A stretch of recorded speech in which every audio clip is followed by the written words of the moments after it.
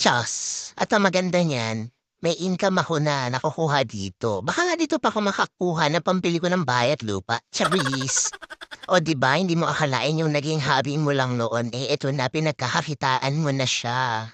Kaya yung mga kaibigan ko yung sobrang malalapit sa'kin, well, sinasabi nila sa'kin na wala talaga sa itsura ko or hindi nila naisip din na balang araw gagawa ko ng cake. Kaya sinasabi ko naman sa kanila, "Huwag kayong maglala kasi gano'n din naman yung nasa isip ko." Siyempre anong alam ko, eh, sa trabaho ko, eh, ang ginagawa ko lang magbilang 1 to 100 maghapon, 'di ba, sa bangko. Nagbibilang ng pera 1 to 100, anong work mo? Ayun, magbilang 1 to 100 maghapon. So, yun yung bangkero ka pagka gano'ng bangkera. So, tas bigla kang magde-design ng cake, 'di ba? So, wala talaga sa isip mo 'yan. Kaya maganda talaga yung sumusubok ka ng mga bagay-bagay, 'di ba? Hindi mo nalalaman kaya mo palang gawin. So, ayan, gano'n na nga, nangyari sa akin. So, yun na nga yung chika ko, yun lang. So, ayan